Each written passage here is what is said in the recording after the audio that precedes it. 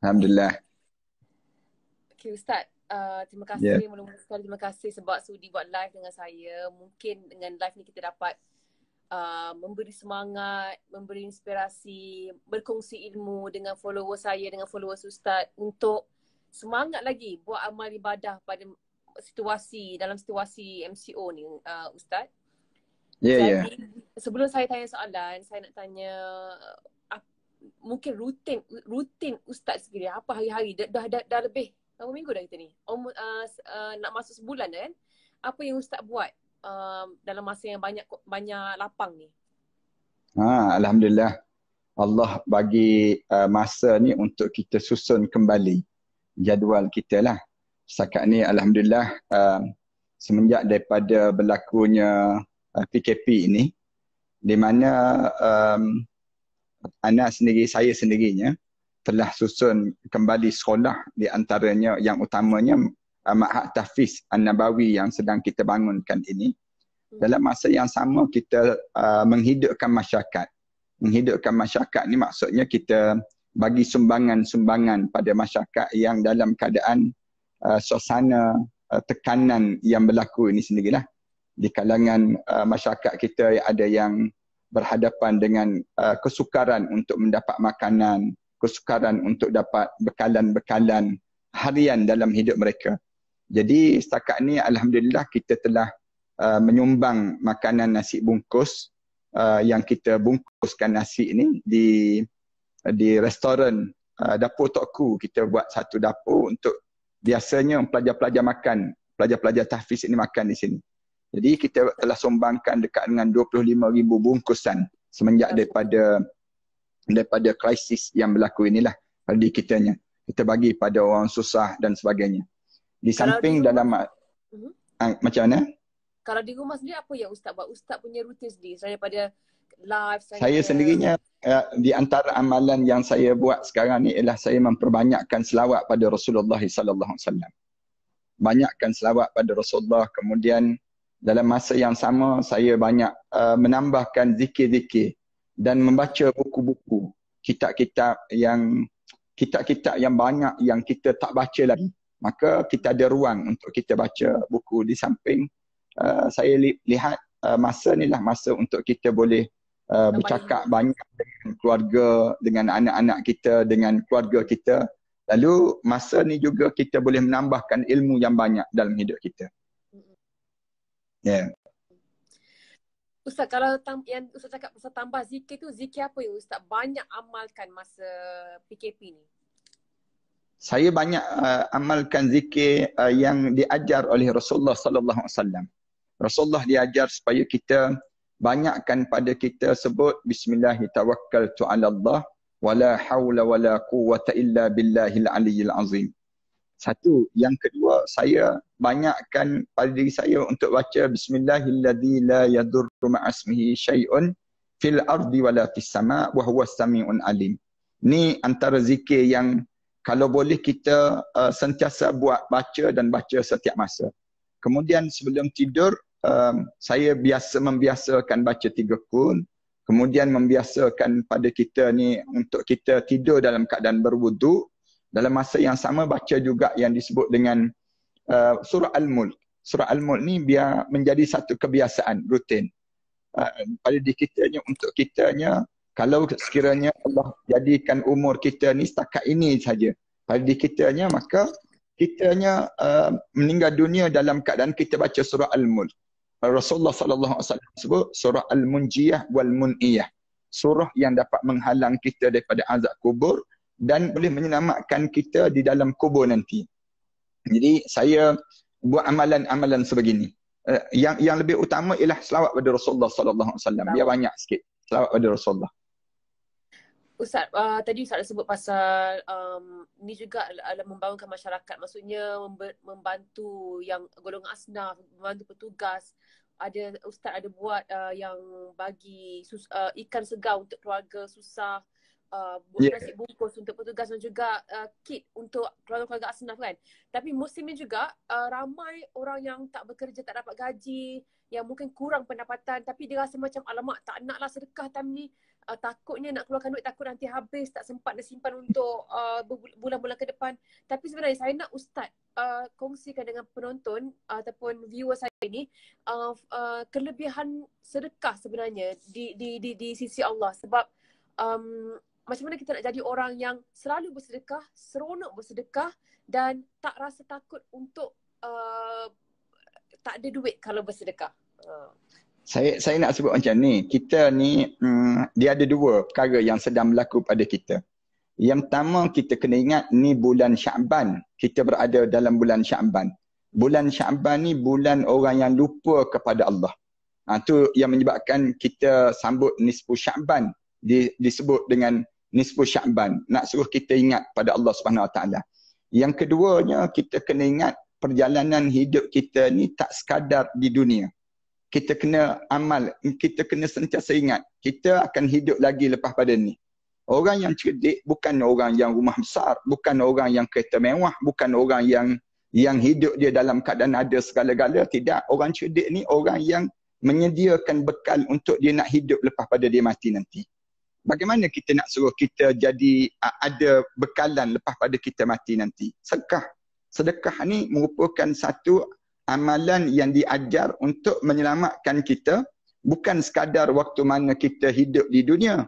Bahkan waktu mana kita nak mati, kita akan terselamat dengan amalan sedekah kita. Bila kita masuk dalam kubur, sekejap lagi amalan sedekah kita ni, kita berjumpa balik. Saya suka sebut macam ni, Nilofai. Nak sebutnya tentang bila kita hidup di atas dunia ni, jangan kita jadi orang yang suka mengumpul harta untuk dunia. Tetapi kumpulkanlah harta kita untuk akhirat. Biar kita hidup begitu pada diri kita. Jangan kita kumpul untuk dunia je. Ramai orang kita ni dia kumpul untuk dunia. Bila dia mati, dia masuk dalam kubur seorang-seorang. Dia tertinggal barang-barang di atas dunia. Sedangkan kita cari banyak. Kita cari letih pada diri kita.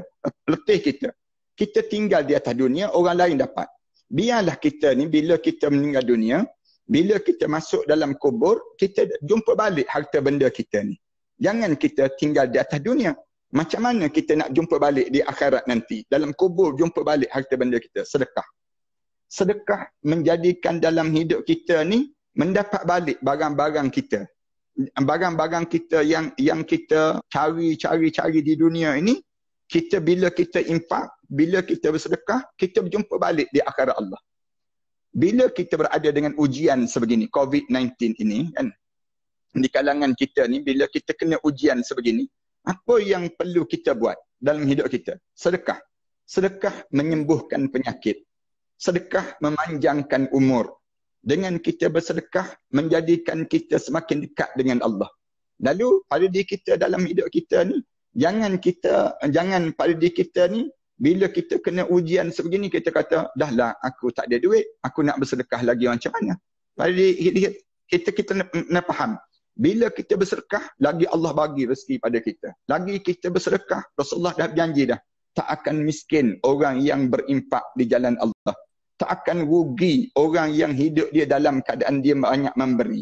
Lalu, kita ni hidup kita ni, kita kena ajar pada diri kita, aku ni sedang mengalih harta benda aku ke akhirat. Aku sedang nak ambil segala harta benda aku di atas dunia ni, biar sampai di akhirat nanti aku berjumpa balik. Misal contoh, kita bagi duit RM50 dalam tabung. Bila kita masuk dalam tabung RM50, misal contohnya, kita berjumpa balik ke duit ni? Kita bagi pada tabung sajakah ataupun kita bagi pada diri kita? Kita sedang memberi pada diri kita balik. Setiap kali mana kita memberi, kita kena ingat, kita beri bukan kita beri pada orang, tetapi kita bagi pada diri kita sendiri. Itu hidup kita. Kalau kita bagi pada, kita masuk dalam tabung, kita niat akhirnya dapat bertabung, kita tak dapat apa-apa. Tu bukan konsep Islam. Islam diajar, bila kita masuk dalam tabung, masuk saja duit dalam tabung ke, kita bagi derma ke, semua yang kita masuk tu untuk diri kita balik. Satu, dalam hidup kita ni berbuatlah kebaikan. Berbuatlah kebaikan dalam hidup kita. Kerana semua kebaikan itu akan menjadi milik kita. Jangan buat jahat. Jangan buat jahat. Kerana semua jahat itu dia akan balik semula pada kita.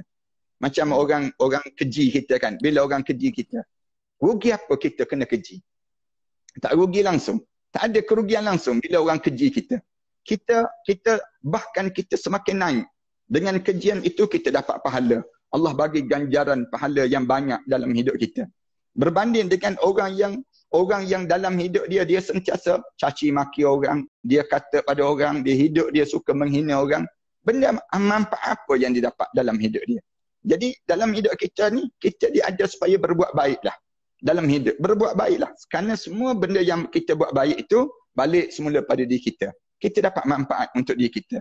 Manakala segala benda yang jahat yang kita buat ini, semua tersebut bukan kena pada orang, kena balik pada diri kita. Ibarat meludah ke langit, orang Melayu kita sebut demikian.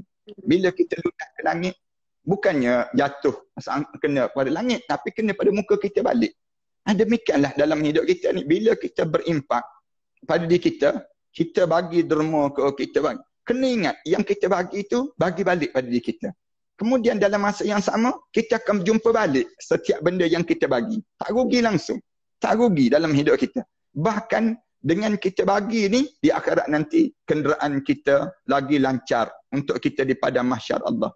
Kemudian kita pula senang masuk dalam syurga Allah. Kemudian dalam masa yang sama, laju kita di titian sirah Allah. Bahkan Rasulullah SAW akan memanggil-manggil nama kita di atas kebaikan yang kita buat di atas dunia ini menjadi umat Nabi Muhammad SAW. Itu yang besar. InsyaAllah. Okay, Ustaz. Jadi kan masa sekarang ni, kita dah lebih kurang 1 bulan kita kat rumah. Banyak masa terluang. Banyak masa lapang. Tapi untuk orang yang sebelum ni, yang sangat sibuk bekerja, sangat sibuk ada meeting sana sini. Macam saya sendiri, saya sangat-sangat sibuk. Dan saya pasti ramai yang menonton ni pun sangat sibuk penuhi tuntutan kerja. Tapi ada juga orang yang tak sibuk tapi memilih alasan malas untuk tidak solat, untuk tak baca Al-Quran, untuk tak zikir, tak selawat. Tapi bila ada masa terluang macam ni, macam mana orang yang sebelum ni malas, orang yang sebelum ni tak bersolat, kurang solat atau kurang selawat, macam mana mereka ini semua nak mulakan untuk solat, nak mula baca Al-Quran. Macam mana Ustaz nak bagi kata-kata semangat ataupun nasihat-nasihat yang berguna untuk diorang cakap, untuk bagi mereka ni, okey, lepas dengar apa Ustaz cakap ni, terus dia ambil semaya ataupun buka Quran baca ke. Macam nak, sebab inilah waktu terbaik Ustaz untuk kita dan tak terlambat. Tapi kawan saya dia cakap tadi, dia kata mungkin yang saya tanya ramai orang, okay, apa nak tanya, bagi idea kan. Saya cakap, dia kata, kadang-kadang aku rasa aku dah terlambat nak mulakan sebab dah banyak tahun dah aku tak solat kan. Jadi macam mana nak rasa macam okay, masih lagi boleh lagi mula walaupun pada usia macam sebeginilah, maksudnya 30-an dengan 40-an ke. Saya nampak bahawa di antara nikmat yang Allah bagi di sebalik COVID-19 ini ialah nikmat untuk bermuhasabah. Kita memuhasabah kembali dalam perjalanan hidup kita ini supaya kita biar nampak jauh perjalanan hidup. Jangan kita nampak singkat perjalanan hidup ini. Bila begitu, daripada kita rasa terlambat ke? Tak, sebenarnya belum lagi terlambat. Untuk kalian untuk mengubah diri menjadi semakin dekat dengan Allah. Masa inilah masa peluang untuk kita membetulkan balik diri kita. Macam mana yang ditanya sebentar tadi kan? Macam mana kita nak memulakan perjalanan hidup kita? Nak start kita. Yang pertama, kita mula buka hati kita. Jiwa kita ni biar kita buka, menung balik diri kita. Tanya soalan. Tanya soalan yang mudah daripada diri kita. Aku ni, kalau aku mati malam ni, gamak-gamaknya besok aku dalam syurga ke dalam neraka? Tanya je soalan tersebut pada diri kita. Bila kita menung seorang-seorang, mesti mengalir air mata jernih kita. Akan keluar daripada air mata kita sebut banyaknya kesilapan yang aku buat sebelum daripada ni. Banyaknya kelemahan diri aku yang aku perlu betulkan balik dalam hidup ini. Lalu daripada sini kita mulakan. Mulakan bagaimana? Kita mulakan dengan ilmu. Saya cadangkan demikian. Mulakan belajar, buka buku, kemudian belajar. Mula kita nampak kelemahan diri kita. Bila kita nampak kelemahan diri kita, kat mana? Daripada sini kita kata, aku kena betulkan diri aku dengan ilmu. Ilmu dahulu. Kemudian yang kedua, lepas pada kita ada ilmu, kita dapatkan sahabat-sahabat yang baik. sahabat-sahabat kita bagi tahu pada sahabat kita, saya ni dulu pernah tinggal solat, saya ni pernah buat benda yang dilarang oleh Allah dalam hidup saya ni. Adakah Allah memberi peluang untuk saya kembali kepada Allah? Lalu sahabat-sahabat kita akan sebut, sahabat-sahabat yang baik ini, dia kata, Allah membuka pintu langit, pintu syurga untuk diri kita. Nama kamu di antara ahli-ahli syurga yang tertulis di pintu syurga. Kan semangat kita dapat dorongan daripada sahabat-sahabat yang baik. Ni Imam Ghazali dia ajar demikian. Kamu dapatkan daripada sahabat-sahabat yang jenis nampak jauh perjalanan hidup kamu. Jangan kita bersahabat dengan sahabat-sahabat yang merosakkan diri kita. Sahabat-sahabat yang untuk di dunia saja. Jangan. Tetapi kita bersahabat dengan orang-orang yang dia tahu. Kalau lepas pada kita mati nanti, kita nak ke mana? Kita nak buat apa dia? Amalan apa yang perlu kita bawa untuk saat mana kita nak melalui keadaan-keadaan demikian. Dua, pada diri kita. Lepas pada kita ada ilmu, kemudian kita bersahabat. Yang ketiga, pada diri kita, kalau kita nak mengubah diri kita ini, kita diajar supaya berdoa pada diri kita. Doa pada Allah. Ya Allah, tolong sayangilah diri aku ini, Ya Allah. Dalam hidup kita, kita buat demikian. Ya Allah, tolong sayangilah aku. Seburuk mana pun aku, sekeji mana pun aku, sejahat mana pun aku ni, Ya Allah. Sejijik mana pun aku ni, Ya Allah. Pandanglah aku dengan pandangan rahmat kamu. Kita kena sebut pada Allah, Ya Allah, pandanglah saya dengan pandangan rahmat kamu, Ya Allah. Jangan kamu pandang saya dengan pandangan azab, Ya Allah. Ni dalam hidup kita ni demikian. Bila hati kita dah bersih, dah jernih, maka angkat tanganlah berdoa pada Allah. Minta ampun pada Allah. Minta ampun pada Allah. Dalam minta ampun pada Allah dalam doa kita tadi, kita minta sebanyak mungkin. Berlaku zaman Rasulullah sallallahu alaihi wasallam kan. Ada seorang budak muda yang dia datang muram wajah dia. Dalam keadaan wajah dia tu dalam keadaan yang pucat lesi tu badan dia. Datang bagi tahu kepada Rasulullah, "Ya Rasulullah, aku datang dengan dosa-dosa yang banyak ya Rasulullah. Apakah ada keampunan Allah untuk dia aku ni ya Rasulullah?" Rasulullah tanya, "Dosa banyak mana dosa kamu?" "Banyak ya Rasulullah." Lalu Rasulullah tanya, "Dosa banyak mana? Di antara langit dan penuh ni, di antara langit dan bumi ni penuh ke dosa kamu?" Dia jawab, "Lebih daripada itu ya Rasulullah." Dia sebut ada Rasulullah. Rasulullah kata, "Ya, Allah akan mengampunkan dosa kamu." Bila kamu bertaubat, kamu minta ampun pada Allah, Allah akan terima taubat kamu tadi. Yang Rasulullah sebut demikian. Kemudian dia tanya balik pada Rasulullah, "Ya Rasulullah, kemudian aku ulang balik perbuatan itu ya Rasulullah. Aku ulang lagi perbuatan yang sama. Kemudian aku taubat lagi pada Allah. Apakah Allah akan menerima taubat aku ni ya Rasulullah?" Rasulullah jawab, "Ya, Allah akan terima taubat kamu." 2 kali disebut. Kemudian ya Rasulullah, aku ulang lagi ya Rasulullah, perbuatan yang sama lagi. Perbuatan yang sama tadi aku ulang lagi dalam hidup aku ya Rasulullah. Apakah Allah akan terima taubat aku ni ya Rasulullah? Lalu Rasulullah jawab, "Ya, Allah akan terima taubat kamu." Lalu dia pandang, dia angkat muka dia, dia pandang wajah Rasulullah. "Sampai bila Allah ni nak menerima taubat aku ni ya Rasulullah? Sampai bila Allah akan terima taubat aku ni ya Rasulullah?" Lalu Rasulullah jawab, "Sehinggalah kamu berputus asa dalam meminta ampun pada Allah, Allah tak pernah berputus asa dalam mengampunkan dosa kamu." Bila dia sebut saja begitu, Rasulullah sebut saja begitu, mengalir terus air mata dia. Dia sebut, "Ya Allah, Allahu Akbar, Allahu Akbar." Dia pusing terus. Lalu, saya nak sebut apa yang tanya oleh Lofa sebentar tadi, tentang mengenai pada diri kita ni, kalau kita nak taubat tu, daripada mana kita nak mula pada diri kita ni saat begini? Kita tak terlambat. Saya nak sebut. Yang penting kita kena ingat, kita masih lagi hidup di atas dunia. Selagi mana roh kita belum sampai di halqum, selagi itulah Allah terima taubat kita. Jadi yang pertama biar ada ilmu. Yang kedua kita dapat sahabat-sahabat yang baik dalam hidup kita. Yang ketiga kita taubatan nasuha. Minta ampun pada Allah. Kemudian yang ketiga, yang keempat, kita istiqamah walaupun benda yang kecil.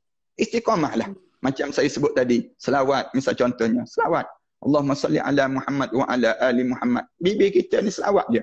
Allahumma salli ala Muhammad wa ala ali Muhammad. Benda yang kecil je. Benda sikit je. Tapi walaupun sikit, di mana Allah Subhanahu wa taala bagi pada kita ganjaran yang besar. Ya Allah jadi pada diri kita. Kita nampak kecil je. Tapi tak adalah amalan yang Allah turut serta buat bersama dengan kita. Amalan apa dia? Selawat pada Nabi Muhammad sallallahu alaihi wasallam. Allah dia suruh kita sembahyang. Tapi Allah tak sebut dia sembahyang. Allah dia suruh kita zakat. Allah tak sebut dia zakat. Tapi bila Allah suruh kita selawat, Allah kata, aku dan malaikat turut berselawat pada Nabi kami. Ya ayyuhalladzina amanu, sallu alaihi wa sallimu taslima. Selawatlah kamu ke atas Nabi sebanyak mungkin pada diri kami. Ini kelebihan.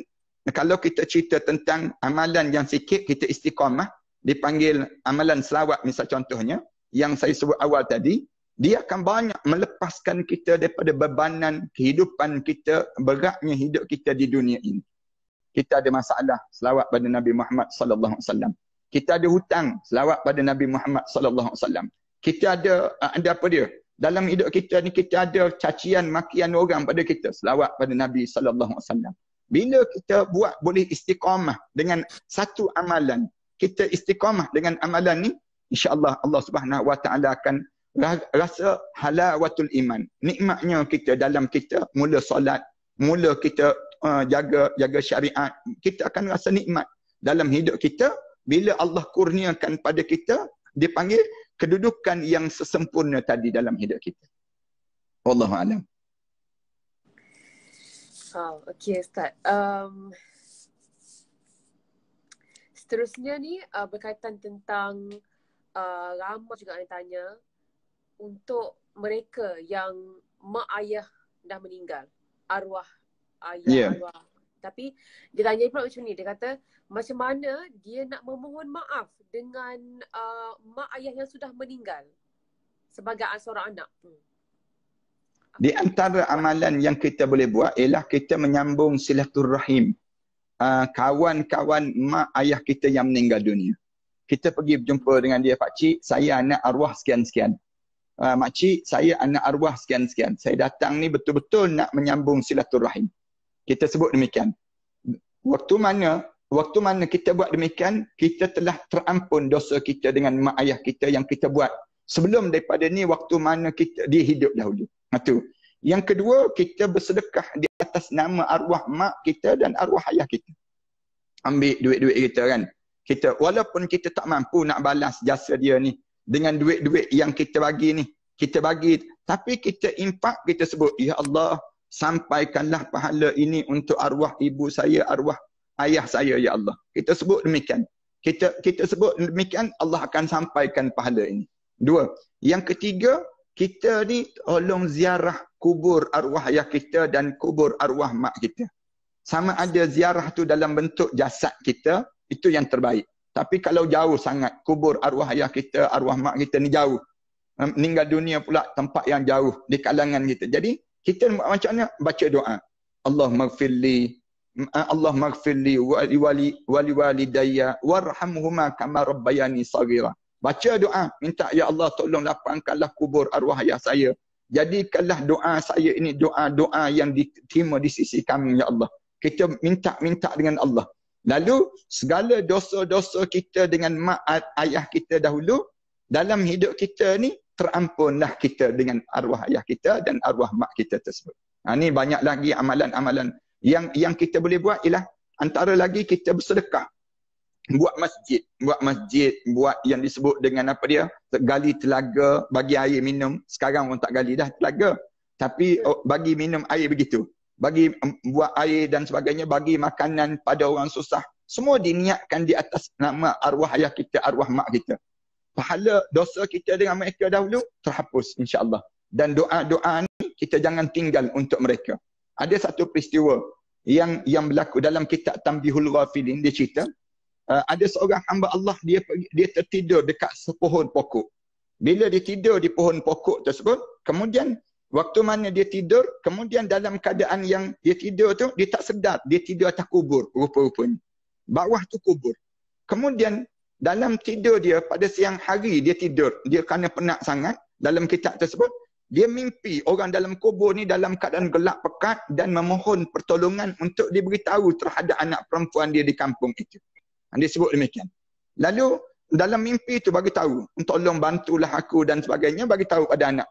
Lalu hamba Allah ni, dia sedar daripada tidur dia pergi ke kampung tu, dia tanya pada penduduk kampung tersebut, ada tak orang sekian-sekian yang dia meninggal dunia, dia ada 4 orang anak perempuan.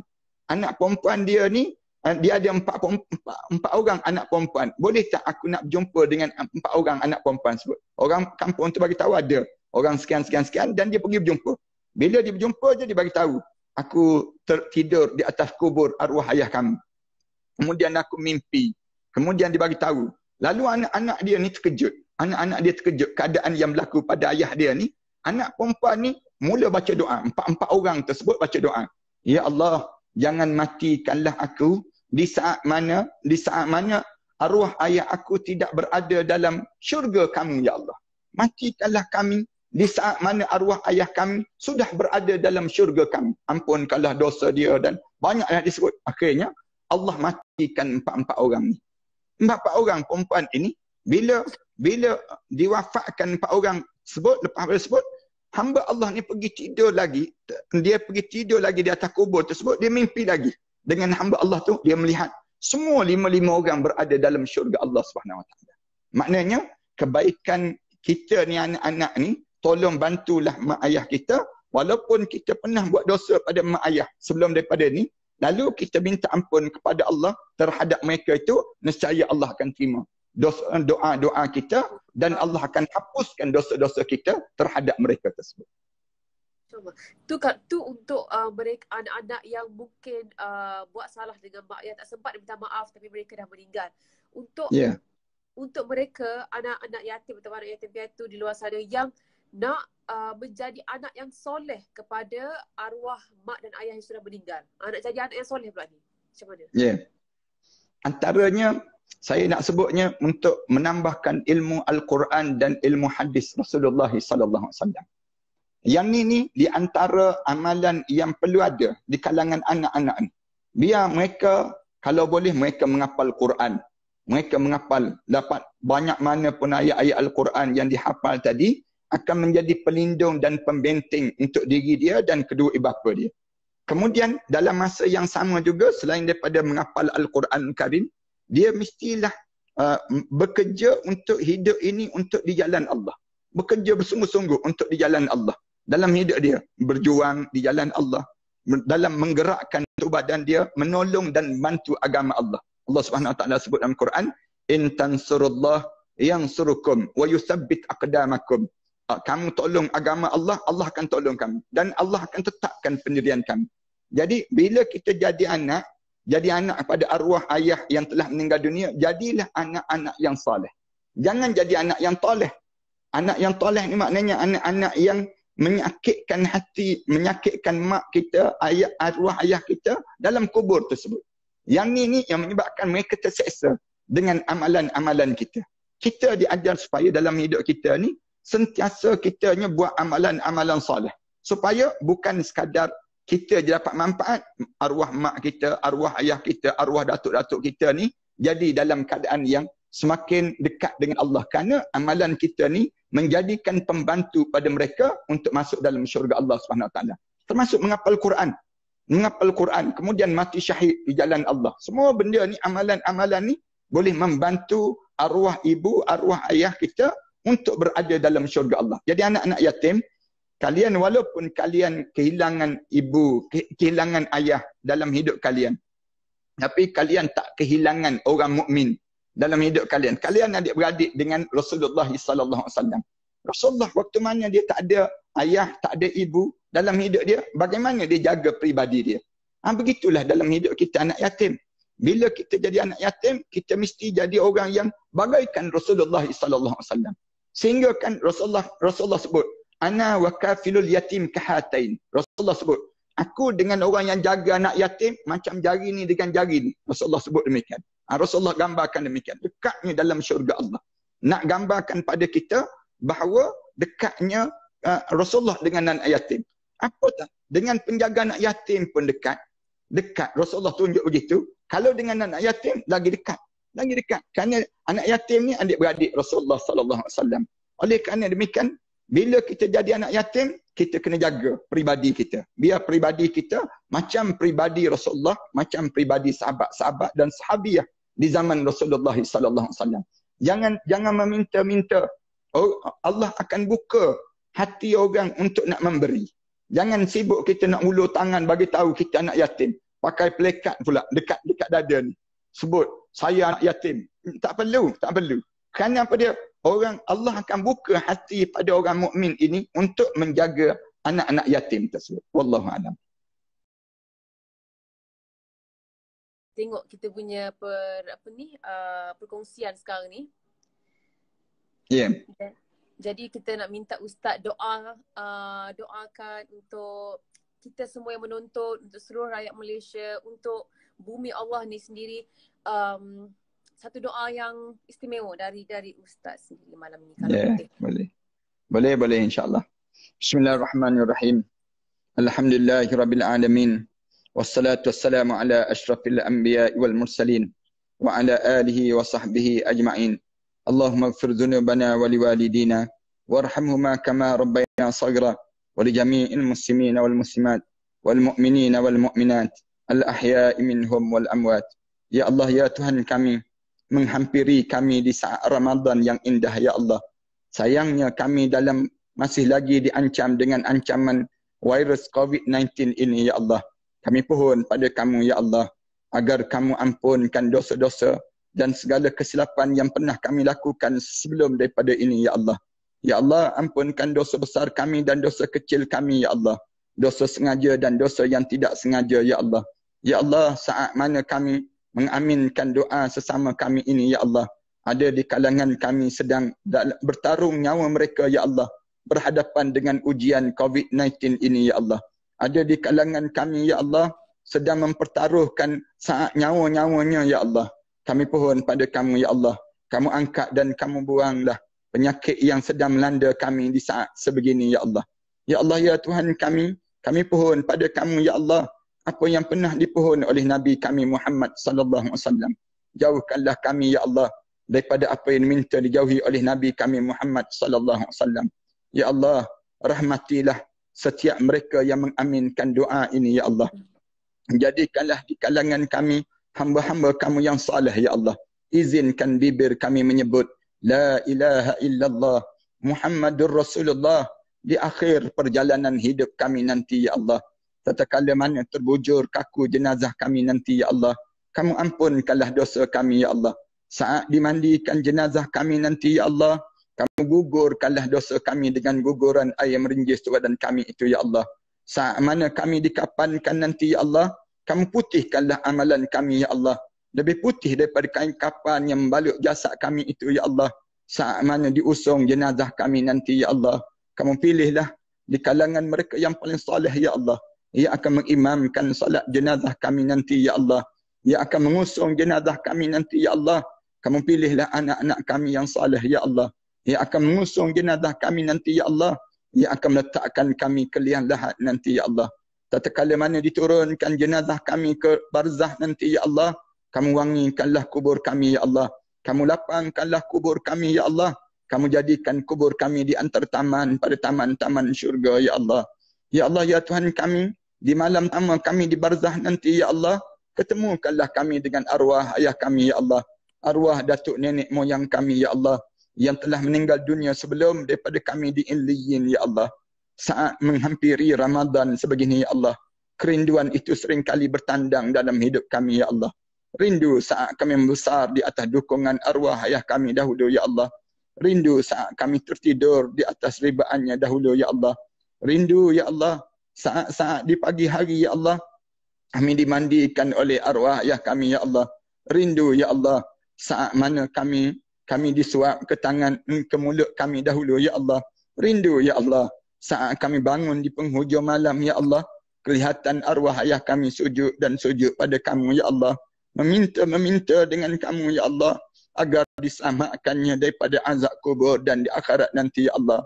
Jadikanlah doa kami ini ya Allah di antara doa-doa anak yang saleh ya Allah. Senangkanlah ia melalui saat-saat yang sedemikian rupa itu ya Allah. Ya Allah, ampunkanlah dosa kami terhadap kedua ibu bapa kami ya Allah. Khususnya terhadap ibu kami ya Allah. Seketika dahulu ya Allah, kami mengakui kami pernah bercakap kasar di hadapan ibu kami ya Allah. Kami pernah menengking kata-kata ibu kami ya Allah. Kami pernah meninggikan suara di hadapan ibu kami ya Allah. Kami pernah melihat air mata ibu kami mengalir lesu di pipinya itu ya Allah. Kami tidak sengaja melukakan hati ibu kami, ya Allah. Kami tidak sengaja melukakan hati ibu kami, ya Allah.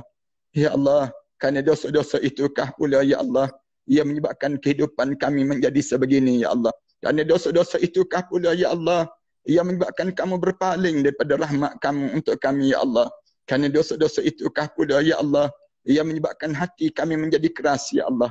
Ya Allah, seburuk mana pun kami ini, ya Allah. Sejijik mana pun kami ini, ya Allah. Sejahat mana pun kami ini, ya Allah. Segunung mana pun dosa yang pernah kami lakukan di dunia ini, ya Allah. Pandanglah kami dengan pandangan rahmat kamu, ya Allah. Pada siapa lagi kami mampu mengadu doa ini, ya Allah. Jadi kepada kamulah yang maha mendengar doa ini, ya Allah. Ya Allah, izinkan kami bangkit di akhirat nanti bersama dengan para nabi dan para awliya salihin, ya Allah. Di saat mana melayangnya suratan amalan manusia nanti, ya Allah, kami menerima suratan amalan sebelah tangan kanan, ya Allah. Ya Allah, senangkanlah kami melalui titian sirat, ya Allah. Izinkan kami bersimpuh di sisi Nabi kami Muhammad sallallahu alaihi wasallam sambil mencium jari jemarinya, ya Allah. Mengucup dahinya, ya Allah. Memeluk tubuh badan yang indah itu, ya Allah.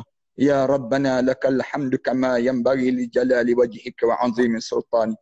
Rabbana alaika tawakkalna wa ilaika anabna wa ilaikal masir. Rabbana ja'alna muqimas salah wa min dhurriyyatina Rabbana wa taqabbal du'a.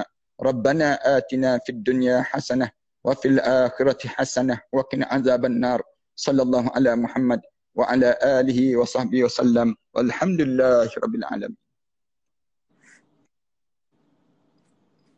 Terima kasih Ustaz. Terima kasih banyak-banyak. Ya, sama-sama.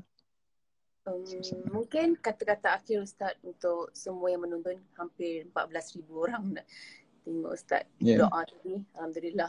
Saya harap supaya kita semua dapat masuk dalam syurga Allah. Semua yang menonton pada malam ni di kalangan ahli syurga Allah. Saya di antara perkara yang saya nak sangat, kita berusahalah sesama kita. Bukan berusaha untuk nak hidup di dunia, tetapi berusahalah untuk hidup di akhirat. Untuk hidup di akhirat ni tak ramai orang yang berusaha. Maka kitalah yang menjadi abnaul akhirah. Orang-orang yang hidup untuk akhirat Allah. Sesuai dengan setiap apa yang kita lakukan pada diri kita ini, kita mesti pastikan kita boleh bersimpuh di sisi Nabi Muhammad sallallahu alaihi wasallam nanti, sambil semua di kalangan follower-follower Nilofa dan juga siapa saja yang menonton pada malam ini, semuanya masuk di kalangan ahli syurga Allah Subhanahu Wa Taala. Itu hadapan yang kita nak di kalangan kita, insya-Allah. Amin, amin ya rabbal alamin. Terima kasih banyak. Saya sangat bertuah dapat berkongsi ilmu dan juga dapat menggunakan medium live Instagram ni bersama dengan Ustaz untuk mereka suasana malam ni, malam. Terima kasih kerana jemput saya sebenarnya. Terima kasih Ustaz sebab hari-hari penuhkan masa kami dengan kuliah-kuliah Ustaz pada pagi dan juga pada malam hari. Ustaz mungkin terima kasih. Pukul berapa kalau pagi tu Ustaz? Pagi biasanya saya bermula dalam pukul 11 sampai pukul 12.30 tengah hari. Kemudian malam saya bersiaran pukul 8 malam sehingga pukul 9.30 malam. Biasanya demikian. Okey, untuk mereka yang menonton, boleh follow Ustaz Dusuki, Ustaz Ahmad Dusuki. Setiap hari ada 2 kuliah yang Ustaz buat live di Instagram pada pukul 11 pagi dan juga pada pukul 8.30 malam. Hari-hari. Ia akan berterusan ke Ustaz sampai bila ni? InsyaAllah, mudah-mudahan selagi umur ada, kita buat kuliah berterusan insyaAllah. Cuma sekarang ni kita kuliah, kemudian dalam masa yang sama kita gerakkan sumbangan-sumbangan itulah yang telah kita gerakkan sebelum daripada ini. Terima kasih di atas sumbangan Nilofa dan juga follower-follower Nilofa yang sentiasa memberi sama, kerjasama yang baik di kalangan kita. Terima kasih sekali lagi lah. InsyaAllah. Ada kesempatan jemput datang ke sekolah saya di Pulau Langkawi. Di Pulau Langkawi, di antara Gunung Raya dan Gunung Mak Cincang tersebut. Kalau ada kesempatan. Kemudian di Kelantan, di jalan masuk ke Temangan. Kemudian di Jalan Tok Pahang. Kemudian satu lagi di Shah Alam ini. Dan kita sedang bangunkan di Kuala Terengganu insyaAllah. Yang Ustaz sebut tu merupakan mahat-mahat di mana ditempatkan hafiz-hafiz dan hafizah yang sedang belajar atau menghafaz Al-Quran. Dan saya pun nak jumpa anak-anak angkat hafiz saya nanti, insyaAllah Ustaz. Saya akan insyaAllah, mudah-mudahan dijemput sangat mereka. Okay, terima kasih semua. Saya harap kita akan berpeluang lagi untuk live bersama dengan Ustaz dan juga mereka yang lain. Terima kasih yang menonton. Saya akan save live ni. Jadi sila kongsi kepada rakan dan juga keluarga. Terima kasih Ustaz. Ya. Saya doakan Ustaz supaya sihat dan sentiasa dilindungi insyaAllah. Ya. Terima Sama kasih juga banyak. saya harap supaya keluarga, ayah dan ibu diberkati dan Niloufar sendiri setiap kerja-kerja yang dibuat itu semua diberkati dan dirahmati oleh Allah dan Allah jadikan keuntungan berganda kehidupan di dunia dan di akhirat Allah Subhanahu Wa Taala. Amin, amin ya rabbal alamin. Terima kasih Ustaz. Terima kasih. Saya off dulu ya Ustaz. Ya, terima kasih. Terima kasih. Okay. Assalamualaikum Ustaz. Waalaikumsalam warahmatullahi